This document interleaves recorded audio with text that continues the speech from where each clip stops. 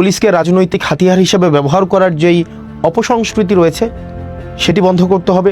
পুলিশের আইনগত সুরক্ষা ও নিরাপত্তা নিশ্চিত করতে হবে। জনগণের সেবা প্রাপ্তির অন্যতম মাধ্যম থানাগুলোকে আধুনিকায়ন করতে হবে।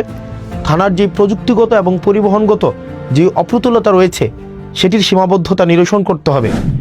সংসদের প্রথম অধিবেশনে বলেছিলাম যে পুলিশকে ম্যানেজ করে চলার যে একটা সংস্কৃতি আছে সেটা থেকে মূলত হচ্ছে আমাদের দেশে পুলিশি যেই বিদ্যমান দুর্নীতিগুলো সৃষ্টি হয়। পরে যখন আরও বাস্তব চিত্র দেখলাম তখন আরও জানলাম যে এই ম্যানেজ করার প্রয়োজনটা মূলত হচ্ছে একটা প্রাতিষ্ঠানিক সমস্যার ফল। তো সেই জায়গা থেকে পরে আরও খোঁজ নিয়েছি এবং সবচেয়ে অ্যালার্মিং বিষয় কি জানেন, যখন খুন ও ডাকাতির মতো এই স্পর্শকাতর বিষয়গুলোর মামলা হয় এবং সেই মামলাগুলোর তদন্তের জন্য একটা তদন্ত কর্মকর্তার বরাদ্দ থাকে মাত্র ৬,০০০ টাকা। এবং আরও বিষয় হচ্ছে এই ৬,০০০ টাকা খরচ করার জন্য একাধিক কর্মকর্তাও বদলি হয়। তো দেখা যায় একাধিক কর্মকর্তা বদলি হচ্ছে, কিন্তু ওই ৬,০০০ টাকাই কিন্তু আসলে বরাদ্দটা থেকে যাচ্ছে। তো আরও উদ্বেগের একটা বিষয় আছে। আমরা জানি যে আমাদের দেশ থেকে প্রত্যেক বছর বিপুল পরিমাণ অর্থ বিদেশে পাচার করা হয়েছে এবং এখনও পর্যন্ত বিভিন্ন সময়ে এই ধরনের ঘটনাগুলো ঘটে থাকে। এই অর্থ পাচার সম্পর্কিত যেই মামলাগুলো রয়েছে সেগুলোর তদন্তের জন্য একজন কর্মকর্তাকে মাত্র ৩,০০০ টাকা হচ্ছে আপনার বরাদ্দ দেওয়া হয়।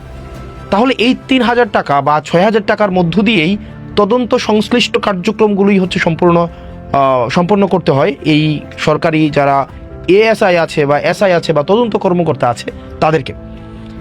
সমস্যাটা বা বিপত্তিটা বাধে যেখানে সেটি হচ্ছে যে আপনি যখন দেখবেন একটা কর্মকর্তা যখন তদন্ত সংশ্লিষ্ট একটা জায়গায় সে কোনো একটা জায়গায় ৪-৫ বার যায় তখনই দেখা যায় এই অর্থ শেষ হয়ে যায়। তো এই বাকি অর্থটা একটা তদন্ত কর্মকর্তা কোন জায়গা থেকে সে সংগ্রহ করে, এই সংগ্রহ যে জায়গা থেকে করে এটা নামই হচ্ছে ম্যানেজ করা। সে ম্যানেজ করে নেয়। সে কোন জায়গা থেকে ম্যানেজ করে নেয়? সে যে বাদী থেকে ম্যানেজ করতে হয়, অথবা যে বিবাদী থাকে তার থেকে ম্যানেজ করতে হয়, সাক্ষী থেকে ম্যানেজ করতে হয়, তাকে বিভিন্ন প্রক্রিয়ায় সেই বিষয়গুলো ম্যানেজ করতে হয়। এবং অনেক পুলিশ সদস্যদের কাছে যখন আমরা কথা বলেছি তখন আমরা শুনেছি মামলার কাজে আদালতে যে যাতায়াত হয় অথবা সাক্ষী প্রদানের জন্য কিংবা তদন্ত সংক্রান্ত বিভিন্ন বিষয়ে পর্যবেক্ষণের জন্য যে খরচগুলো হয় সেগুলোর জন্য কিন্তু সরকারি কোনো বরাদ্দ থাকে না। ফলে এসব প্রত্যেকটা ব্যয় এই তদন্ত কর্মকর্তাদের প্রত্যেকের নিজস্ব বেতন থেকে বহন করতে হয়। প্রশ্ন হলো, গুরুত্বপূর্ণ একটা প্রশ্ন, যে একজন সরকারি কর্মচারী কেন তার বেতন থেকে সরকারি কাজের জন্য সে রাষ্ট্রের দায়িত্ব পালন করার জন্য সে অর্থের দায় বহন করবেন? আর বিশেষত কনস্টেবল, এএসআই বা এসআই তাদের বেতনই বা কত? একটা এএসআই বা এসআই কয় টাকা বেতন পায়? এই সীমিত বেতনের মধ্যে এই কার্যক্রম কতটা সম্ভব? সুতরাং আমি যদি এই বিদ্যমান সমস্যাটা রেখে আমি যদি একটা তদন্ত কর্মকর্তার কাছ থেকে স্বচ্ছতা প্রত্যাশা করি তাহলে সেটা এক ধরনের হিপোক্রেসি। অর্থাৎ আমার এই বিদ্যমান ব্যবস্থাটাই একটা তদন্ত কর্মকর্তা, পুলিশের এএসআই, এসআই, কনস্টেবলকে দুর্নীতির দিকে, যেটাকে আমরা একটা একাডেমিক শব্দে বলি, ম্যানেজ করার দিকে ঠেলে দেয়। আরেকটা বিষয় হচ্ছে যে, এবং এটার মধ্য দিয়ে আমরা দেখতে পাই যে একটা দুর্নীতির স্থায়ী একটা প্রাতিষ্ঠানিক দায়মুক্তির ব্যবস্থা গড়ে ওঠে। এবং আমরা অনেক পুলিশের সাথে যখন কথা বলেছি সেই পুলিশের আমরা অনেক পুলিশকে দেখেছি তাদের জায়গায় এক ধরনের আকুতি রয়েছে, এই ম্যানেজ করার কালচার থেকে তাদের বের হওয়ার এক ধরনের আগ্রহ রয়েছে। আরেকটা বিষয় দেখবেন আপনারা, একটা পুলিশের কিন্তু নির্দিষ্ট কর্মঘণ্টা নেই। আমরা সংসদে বলেছিলাম যে 15-16 ঘন্টা বা তারও বেশি সময় যে ওভারটাইম করানো হয় সেটার জন্য যেন তাদেরকে ওভারটাইম দেওয়া হয়। কারণ তাদের যে চাকরির প্রকৃতি একটা জরুরি সেবামূলক কার্যক্রম এবং তাদের জায়গা থেকে দেখা যায় আমাদের লোকবলের ঘাটতি রয়েছে, সেই জায়গা থেকে তাদের ওভারটাইম এবং জরুরি ভিত্তি বিবেচনা করে তাদের অনেক সময় তাদের প্রত্যাশিত বা তাদের বরাদ্দ কাজের থেকে বেশি সময় ডিউটি করতে হয়। সেই বিবেচনায় আমরা ওভারটাইম দেওয়াটা সেটা ন্যায্য। স্বরাষ্ট্রমন্ত্রী কথা দিয়েছেন, আমরা প্রত্যাশা করি সেই আশ্বাসটিকে উনি বাস্তবায়ন করবেন। পাশাপাশি আরও নিশ্চিত করতে হবে তাদেরকে যেন এই ম্যানেজ করে যে কালচার রয়েছে সেই কালচার থেকে তাদেরকে বের হয়ে আসতে এই সরকার তার ব্যবস্থাপনা নেয়। একই সাথে সরকারি অন্যান্য চাকরিজীবীদের মতো পুলিশের সদস্যদের কর্মপরিবেশ এবং সপ্তাহে যে ছুটি রয়েছে এই ছুটির ক্ষেত্রটি বিবেচনা করা যায় কিনা, কারণ তাদের মনস্তাত্ত্বিক সমৃদ্ধি, তাদের মানসিক প্রশান্তি বা মানসিক কার্যপ্রণালী হচ্ছে পর্যবেক্ষণ করার জন্য ছুটির বিষয়টি বিবেচনা করা যায় কিনা রোস্টিং পদ্ধতির মধ্য দিয়ে, সেটিও সরকারকে বিবেচনা করতে হবে।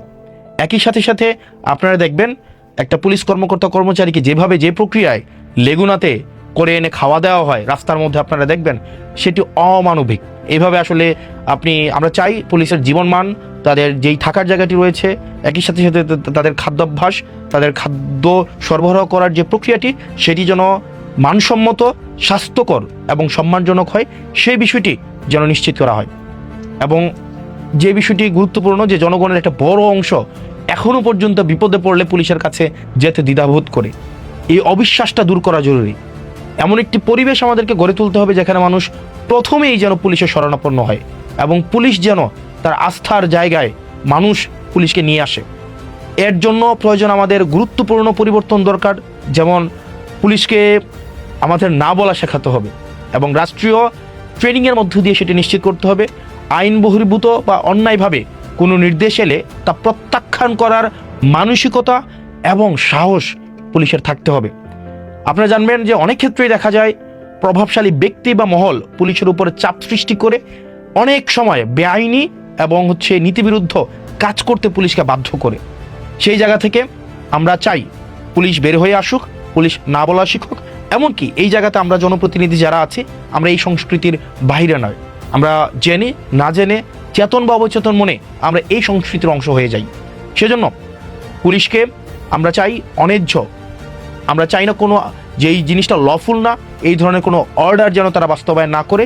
সেই জায়গায় পুলিশের না বলার এই সাহস এবং পেশাগত সততা পুলিশের থাকা উচিত। পুলিশকে অবশ্যই আমরা একই সাথে সাথে এটাও বিশ্বাস করি যে পুলিশের অবশ্যই সরকারের ঊর্ধ্বতন কর্তৃপক্ষের আইনসম্মত নির্দেশ পালন করতে হবে। এটাই হচ্ছে শৃঙ্খলার ভিত্তি। তবে বেআইনি নির্দেশ মানার কোনো ধরনের বাধ্যবাধকতা থাকতে পারে না। কারো বিরুদ্ধে সুনির্দিষ্ট অভিযোগ বা গ্রেফতারি পরোয়ানা থাকলে আইনানুগ ব্যবস্থা নেওয়া হবে, এটাই স্বাভাবিক। কিন্তু আইনের বাইরে গিয়ে কাউকে বাসা থেকে তুলে নিয়ে আসা হবে, গ্রেফতার করা হবে, গুম করে ফেলা হবে, সেটি কখনোই গ্রহণযোগ্য হতে পারে না। এই অবস্থান যদি আমরা পরিবর্তন করতে চাই, তাহলে পুলিশি সদস্যদের, প্রত্যেকটা সদস্যদের আইনি সুরক্ষা নিশ্চিত করতে হবে এবং সেটির জন্য আমাদের আমাদের ঐক্যমত্য প্রয়োজন আছে।